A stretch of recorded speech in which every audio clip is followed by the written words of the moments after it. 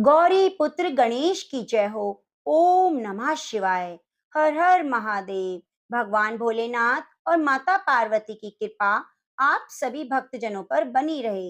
हरियाली अमावस्या का धार्मिक महत्व अनेक पुराणों और शास्त्रों में वर्णित है। यह दिन भगवान शिव और माता पार्वती की आराधना के लिए श्रेष्ठ माना जाता है। इस दिन शिवलिंग पर बेलपत्र, धतूरा और अन्य समस्त पूजन सामग्री अर्पित करने से विशेष फल की प्राप्ति होती है। इस दिन व्रत और पूजा करने से सभी प्रकार के पापों से मुक्ति मिल जाती है। जीवन में सुख समृद्धि का वास होता है।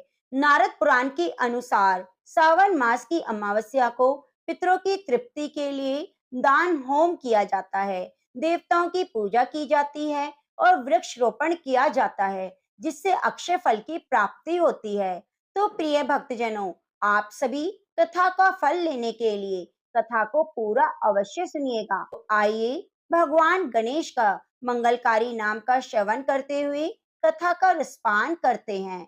बहुत समय पहले की बात है। एक प्रतापी राजा का शासन था, जिनका एक बेटा और बहू थी। एक दिन बहू ने चोरी छुपे मिठाई खा ली और दोष चूहे पर लगा दिया। इस आरोप से बेहद चूहा क्रोधित हुआ। उसने बदला लेने की ठान ली। एक दिन जब राजा के यहाँ कुछ मेहमान आए और राजा के कमरे में सो रहे थे, तो चूहे ने रानी की साड़ी चुपके से वहां रख दी। सुबह जब मेहमानों की नींद खुली, उन्होंने रानी की साड़ी देखी तो हैरान हुए। राजा को जब इस बात का पता चला, तो उन्होंने अपनी बहू को महल से निकाल दिया। अब रानी हर शाम दिया जलाकर ज्वार उगाने का काम करती और पूजा के बाद गुड़धानी का प्रसाद बांटती। एक दिन राजा उसी रास्ते से गुजरे। उन्होंने उन दियों की रोशनी देखी। महल लौटकर राजा ने सैनिकों को जंगल में जाकर वहां की जांच करने का आदेश दिया। सैनिक जब उस पीपल के पेड़ के नीचे पहुंचे, तो देखा कि दिए आपस में बातें कर रहे थे, अपनी अपनी कहानियां बता रहे थे। एक शांत से दिए से सभी ने उनकी कहानी पूछी। उस दिए ने बताया कि वे रानी का दिया है और उसने सारी घटना विस्तार से सुनाई। उसने बताया, रानी ने मिठाई चोरी कर आरोप चूहे पर लगा दिया और चूहे ने बदला लेने के लिए रानी की साड़ी को राजा के कमरे में अतिथियों के पास जाकर रख दिया। लेकिन रानी इस बार बेकसूर थी, लेकिन फिर भी उसे महल से बाहर निकाल दिया गया। फिर वह सजा भुगत रही है। सैनिकों ने सारी बात जाकर राजा को बताई। राजा ने रानी को वापस महल में बुला लिया। रानी फिर से खुशी खुशी से रहने लगी। एक साहूकार के 7 बेटे और बहू थी। एक बेटी थी। साहूकार के घर एक जोगी भिक्षा मांगने आता। जोगी को साहूकार की बहू भिक्षा देती तो वह ले लेता, लेकिन जब बेटी देती तो भिक्षा नहीं लेता। कहता, बेटी सुहागन तो है, पर इसके भाग्य में दुख लिखा है। यह बात सुनकर बेटी को चिंता होने लगी। उसका शरीर कमजोर होने लगा। उसकी माँ ने पूछा, बेटी तुम इतने दिनों से इतनी कमजोर क्यों दिखाई दे रही हो? तब उसने बताया, एक जोगी भिक्षा मांगने आता है, जो कहता है, बेटी तो सुहागन है, लेकिन इसके नसीब में तो दुख लिखा है। यह बात सुनकर उसकी माँ ने कहा, मैं कल सुनूंगी। अगले दिन जब वह जोगी को भिक्षा देने गई, तो उसकी माँ छुपकर बैठ गई। जब बेटी भिक्षा देने लगी, तो जोगी ने फिर वही बात बोली। फिर से बोला। इतना सुनकर उसकी माँ बाहर निकल आई और बोली, एक तो हम तुम्हें भिक्षा देते हैं और तू ऊपर से हमें गाली देता है। जब जोगी बोला, मैं गाली नहीं देता, जो सच है वही बोलता हूँ, जो इसके भाग्य में लिखा है वही कहता हूँ। माँ ने जोगी से कहा कि तुम्हें पता है इसके भाग्य में दुख लिखा है, तो यह भी बता दो, यह कैसे दूर होगा? तब जोगी बोला, 7 समुंदर पार एक सोना धोबिन रहती है, जो सोमवती अमावस्या का व्रत करती है। अगर वह अपना फल इसको दे दे तो निवारण हो सकता है, नहीं तो नहीं। विवाह होकर भी इसके पति को सर्प डस लेगा। यह बात सुनकर माँ रोने लगी और सोना धोबिन की तलाश में जाने लगी। चलते चलते रास्ते में तेज धूप पड़ने लगी, तो साहूकारनी एक पीपल के पेड़ के नीचे बैठ गई। उस पीपल के पेड़ में एक गरुड़ पक्षी का घोंसला था, जिसमें गरुड़ का छोटा बच्चा था। साहूकारनी को घोंसले के पास एक सर्प जाता दिखाई दिया, तो उसने उस गरुड़ के बच्चे को बचाने के लिए सांप को मारकर ढाल के नीचे रख दिया। जब गरुड़ पक्षी आए तो घोंसले के पास खून देखकर क्रोधित हो गए और साहूकारनी को चोंच मारने लगे। तब साहूकारनी बोली, मैंने तो तुम्हारे बच्चों की जान बचाई। यह सर्प तुम्हारे बच्चे को डसने वाला था, तो मैंने इसे मार दिया। गरुड़ ने सर्प की ओर देखकर कहा, तुमने हमारे बच्चे की जान बचाई है, अब तुम्हें जो चाहिए वे हमसे मांगो। तब साहूकारनी बोली, मुझे 7 समुंदर पार सोना धोबिन के घर छोड़कर आओ। गरुड़ ने साहूकारनी को अपनी पीठ पर बिठाकर 7 समुंदर पार सोना धोबिन के घर छोड़ आया। वे वहां जाकर साहूकारनी ने सोचा कि सोना धोबिन को कैसे राजी किया जाए। सोना धोबिन के 7 बेटे बहू थे। उनकी सातों बहुएं काम को लेकर रोज लड़ाई करती और काम भी ना करती। रात को जब सब सो जाते तो साहूकारनी सोना धोबिन के घर जाती, घर का सारा काम करती, गायों को नहलाती, घर की सफाई करती, रसोई का काम करती, चौका बर्तन करती, आटा पीसकर कपड़े धोती, पानी भरती और दिन होने से पहले चली जाती। सोचती ये सारा काम कौन कर रहा है, लेकिन कभी एक दूसरे से कोई ना पूछता कि ये काम कौन कर रहा है। एक दिन धोबिन ने कहा, बहुओं से, आजकल तो तुम लड़ती नहीं, काम भी ठीक कर रही हो। तो बहुओं ने कहा, सासू जी, काम तो हमें ही करना है, चाहे हम लड़कर करें या राजी से करें, इसलिए लड़ाई करने से क्या फायदा। सोना धोबिन ने सोचा, आज देखा जाए कि कौन सी बहू काम करती है। वे रात को सोई नहीं। उसने देखा रात को एक स्त्री आई और पूरा काम करके जाने लगी। तो सोना धोबिन ने बोला, तुम कौन हो, तुम्हें ऐसे करने की क्या जरूरत है जो तुम इतना काम कर रही हो। तब साहूकारनी ने कहा, जरूरत है तभी तो इतना काम कर रही हूँ। सोना धोबिन ने पूछा, तुम्हें क्या चाहिए। साहूकारनी बोली, पहले मुझे वचन दो, तब मैं बताऊंगी। सोना धोबिन ने वचन देकर कहा, अब बताइए, मैं आपको वचन देती हूँ। साहूकारनी बोली, मेरी बेटी के भाग्य में दुख लिखा है, अगर आप चलकर उसे सुहाग दें और सौंबत्ती करें तो सोना धोबिन अपने बेटे बहुओं से बोलती है, मैं साहूकारनी के साथ जा रही हूँ। यदि पीछे से तुम्हारे पिताजी खत्म हो जाएं, तो तेल घी के कूप में डालकर छोड़ देना। फिर दोनों चली जाती हैं। अब जब साहूकार की बेटी का ब्याह होने लगा तो दूल्हा फेरों पर बैठ गया। सोना धोबिन दूल्हे के घुटने के पास कच्चा करवा रख देती है, उसमें दूध डाल देती है और तात का तार लेकर बैठ गई। थोड़ी देर बाद सांप दूल्हे को डसने के लिए आया। सोना धोबिन ने करवा आगे रख दिया और तार से बांध दिया, लेकिन दूल्हा डर के मारे मर गया। तब सोना धोबिन ने टीके में से रोली निकाली, मांग में से सिंदूर निकाला, आंख में से काजल निकाला और मेहंदी निकालकर छोटी उंगली से छींटे मारे। बोली, मैंने आज तक जितनी सोमवती अमावस्या करी, उनका फल साहूकार की बेटी को लग जाए और आगे जो मैं सोमवती अमावस्या करूं, वह मेरे बेटे को लगे। इतना कहते ही दूल्हा जीवित हो गया। जब सब सोमवती अमावस्या की जय बोलने लगे, जय हो सोमवती देवी की, सोना धोबिन वापस जाने लगी। तब साहूकारनी बोली, तुमने मेरे जवाई को नया जीवन दान दिया है, इसलिए कुछ मांगो। वह बोली, मुझे कुछ नहीं चाहिए, सिर्फ एक हांडी दे दो। वह हांडी लेकर चली जाती है। रास्ते में सोमवती आती है तो हांडी का 108 परिक्रमा लगाकर पीपल के पेड़ के नीचे गाड़ कर अपने घर आ जाती है। घर आकर देखती है उसका पति मरा हुआ तेल घी के कूप में पड़ा है। तब वह टीके में से रोली निकालती है, मांग में से सिंदूर निकालती है, आंख में से काजल और मेहंदी निकालकर हाथों में से छोटी उंगली से छींटे दे देती है। बोली, मैंने जो रास्ते में सोमवती की, उसका फल मेरे पति को लगे। इतना कहते ही उसका पति उठकर बैठ गया।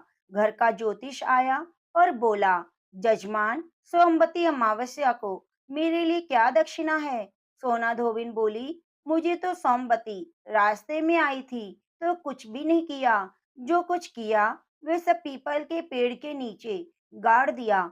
ज्योतिष ब्राह्मण ने जाकर खोदकर देखा तो 108 और 13 सोने के चक्कर मिले।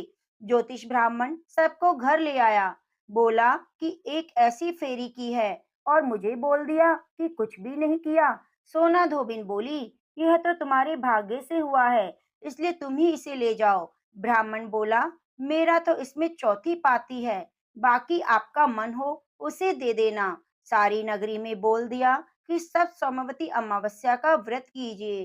सोमवती अमावस्या जैसे साहूकार की बेटी को सुहाग दिया, वैसे सबको देना। सोमवती अमावस्या जैसे आपने साहूकार की बेटी को सुहाग दिया, वैसे सबको देना। अमावस्या की कहानी कहने वाले को देना, सुनने वाले को देना, हुंकारा भरने वाले को देना, पूरे परिवार को देना।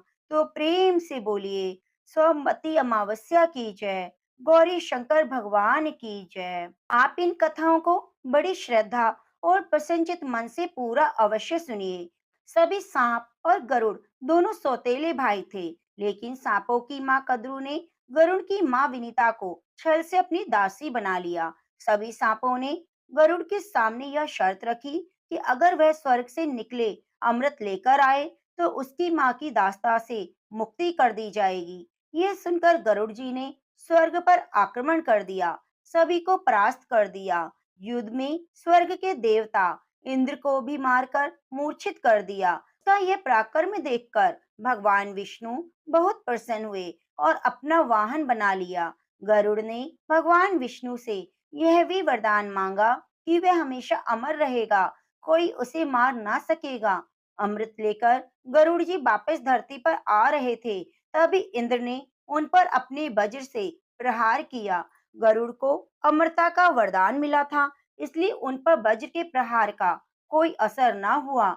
लेकिन गरुड़ ने इंद्र से कहा कि आपका वज्र दधीची की हड्डियों से बना है, इसलिए उसके सामने एक अपना पंख गिरा देता हूँ। यह देखकर इंद्र ने कहा कि तुम जो अमृत सांपों के लिए ले जा रहे हो, उससे वे पूरी सृष्टि का विनाश कर देंगे, इसलिए अमृत को स्वर्ग में रहने दो। इंद्र की बात सुनकर गरुड़ ने कहा, ये अमृत को देकर अपनी माँ को दास्ता से मुक्त कराना चाहते हैं। वे इंद्र से कहते हैं, मैं इस अमृत को जहाँ रख दूंगा, आप वहां से उठा लीजिएगा।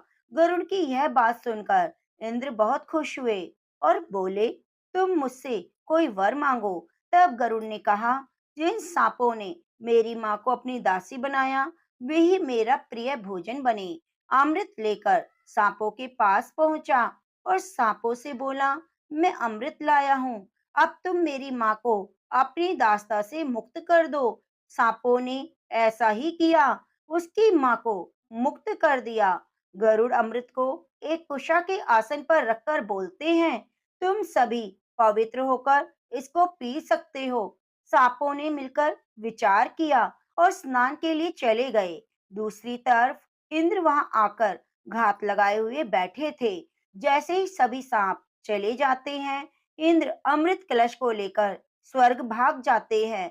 जब सांप वापिस आए तो उन्होंने देखा अमृत कलश कुशा के आसन पर नहीं है, कि जिस तरह से हमने छल करके गरुड़ की माँ को अपनी दासी बनाया हुआ था, उसी तरह से उसने भी हमारे साथ छल किया है। लेकिन थोड़ी देर बाद उन्हें ध्यान आता है कि अमृत इसी कुशा के आसन पर रखा हुआ था, तो हो सकता है अमृत की कुछ बूंदें गिरी हों। सभी सांप कुशा को अपनी जीभ से चाटने लगे। उनकी जीभ कुशा के कारण बीच में से दो भागों में कट जाती है।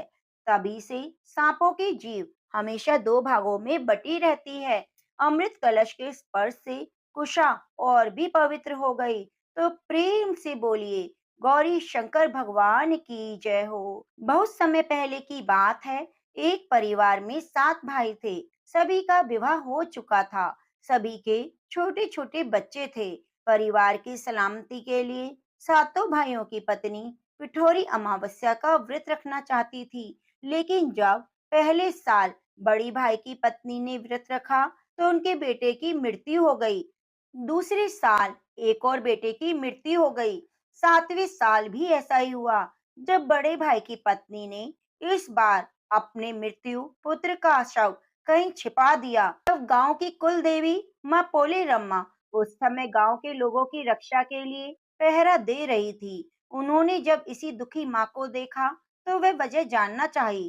तब बड़े भाई की पत्नी ने सारी बात देवी पोले रम्मा को सुनाई तो देवी को उस पर दया आ गई।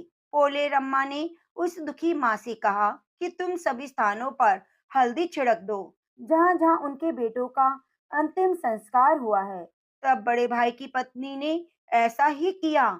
जब वह घर लौटी तो सातों पुत्रों को जीवित देखकर उसकी खुशी का ठिकाना ना रहा। तभी से उस गांव में हर माता अपने संतान की लंबी कामना के लिए पिठोरी अमावस्या का व्रत रखने लगी और यह कथा सुनने और पढ़ने लगी। पिठोरी अमावस्या की कथा के अनुसार माता पार्वती ने स्वर्ग के देवराज इंद्र की पत्नी को पिठौरी अमावस्या व्रत के महत्व के बारे में बताया था। माता पार्वती ने कहा था, इस व्रत से बच्चों को सुख और समृद्धि मिलती है, वे बहादुर बनते हैं। पिठौरी अमावस्या के दिन सप्त मात्र का 7 दिव्य माताओं से मिलकर बना है, जो शिव और शक्ति के द्वारा उत्पन्न हुई थी। इन सातों देवियों के नाम हैं ब्राह्मणी, वैष्णवी, महेश्वरी, कुमारी, बाराही, इंद्राणी और चामुंडी। भगवान शिव के द्वारा एक महान योगी शक्ति योगेश्वरी को उत्पन्न किया गया, जिन्हें 7 देवियों के बाद 8वां स्थान मिला। तो प्रेम से बोलिए, गौरी शंकर भगवान की जय हो। प्रिय भक्तजनों, एक समय की बात है, वनवास के दौरान भगवान राम, लक्ष्मण, सीता सहित महल्ले पक्ष के दौरान श्राद्ध करने के लिए गया धाम पहुंचे। गया धाम पितरों के तर्पण के लिए ऐसी जगह है जहां पर माता सीता ने अपने ससुर राजा दशरथ का पिंडदान किया था। ऐसा माना जाता है इस स्थान पर पिंडदान करने से पितरों की आत्मा की शांति के साथ साथ स्वयं पितरों के ऋण से भी मुक्ति मिलती है। श्राद्ध के लिए सामग्री जुटाने के लिए भगवान राम और लक्ष्मण नगर की ओर चले थे। उसी दौरान माता सीता ने दशरथ का पिंड दान किया। एक पौराणिक कथा के अनुसार राजा दशरथ मृत्यु के बाद भरत और शत्रुघ्न ने अंतिम संस्कार की हर विधि को पूरा किया, परंतु राजा दशरथ को सबसे ज्यादा प्यारे अपने पुत्र राम थे। इसलिए अंतिम संस्कार के बाद उनकी चिता की बची हुई राख उड़ते उड़ते गया के फाल्गुनी नदी के पास पहुंची। उस समय भगवान राम और लक्ष्मण वहां मौजूद नहीं थे। तभी सीता जी को राजा दशरथ की छवि दिखाई दी। राजा दशरथ की आत्मा ने सीता जी से अपने पास समय कम होने की बात कहते हुए अपने पिंड दान की विनती की। सीता माँ ने राजा दशरथ की राख मिली हुई बालू को अपने हाथ में उठा लिया।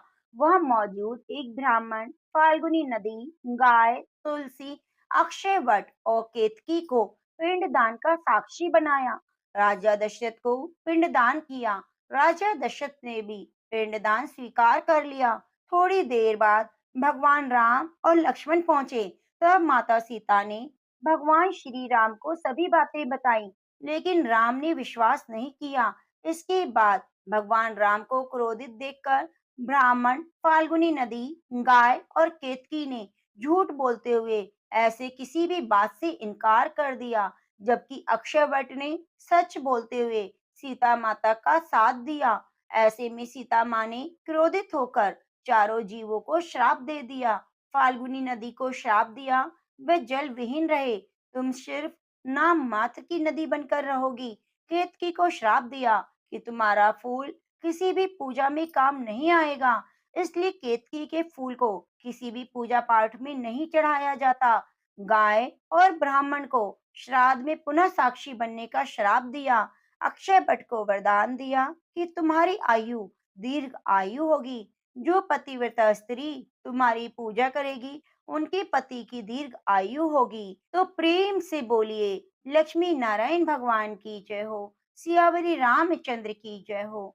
एक बार भगवान श्री हरि विष्णु माता लक्ष्मी के साथ हरिद्वार में घूम रहे थे। माता लक्ष्मी ने देखा सारे मनुष्य गंगा में नहा नहाकर हर हर गंगे कहते जा रहे हैं, परंतु सभी लोग दुखी और परेशान हैं। जब माता लक्ष्मी ने बहुत ही आश्चर्य से भगवान विष्णु से पूछा, स्वामी, गंगा में इतनी बार स्नान करने पर भी इनके पाप और दुखों का नाश क्यों नहीं हुआ? क्या गंगा में अब सत्यता नहीं रही? भगवान विष्णु बोले, गंगा में तो वही सामर्थ्य है, परंतु इन लोगों ने पाप नाशनी गंगा में स्नान ही नहीं किया, फिर इन्हें लाभ कैसे मिलेगा?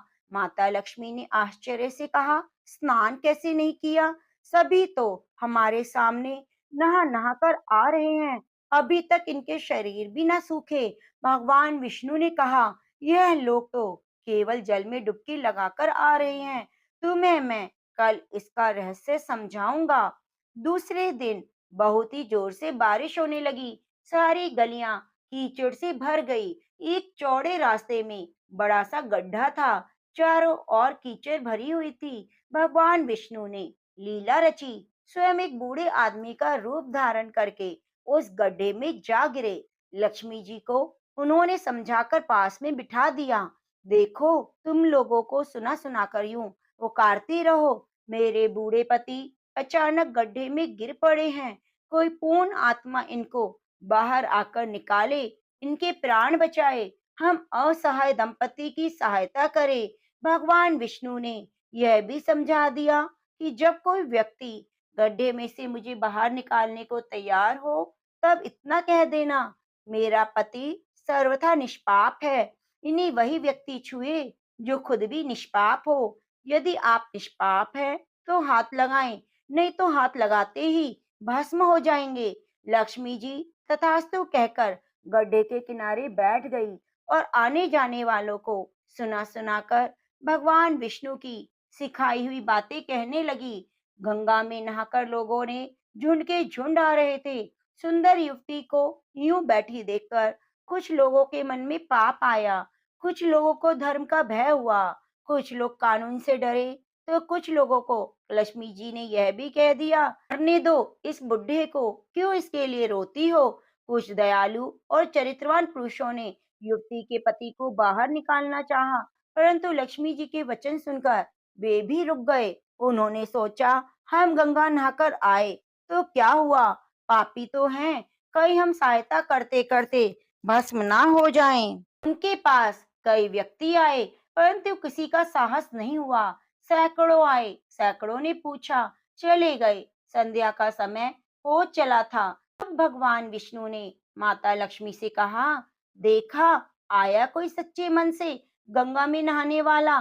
थोड़ी देर बाद एक नवयुवक हाथ में लोटा लिए हर हर गंगे कहता हुआ आया। लक्ष्मी जी ने उससे भी वही बात कही। उस युवक का हृदय करुणा से भर आया। उसने भगवान विष्णु को बाहर निकालने की तैयारी की। लक्ष्मी जी ने उन्हें रोककर कहा, भाई, यदि तुम सर्वथा निष्पाप हो तो मेरे पति को छूना, नहीं तो भस्म हो जाओगे। उसने उस समय बिना किसी की परवाह किए लक्ष्मी जी ने कहा, माता, मेरी निष्पाप होने से तुम्हें संदेह क्यों है? देखती नहीं, अभी मैं गंगा नहाकर आया हूँ। भला गंगा में नहाने के बाद भी क्या पाप रहते हैं? मैं अभी बाहर निकाल देता हूँ। और युवक ने लपक कर बूढ़े आदमी को ऊपर उठा लिया। भगवान विष्णु और माता लक्ष्मी ने उसे अधिकारी समझकर उसे अपने असली रूप के दर्शन दिए। भगवान विष्णु ने माता लक्ष्मी से कहा, इतने सारे लोगों में से केवल एक आदमी ही गंगा नहाकर आया। इससे पता चलता है, जो लोग बिना श्रद्धा और विश्वास के केवल दंभ के लिए गंगा स्नान करते हैं, उन्हें फल प्राप्त नहीं होता। इसका मतलब है, गंगा स्नान व्यर्थ है। गंगा स्नान का पुण्य बहुत ज्यादा है।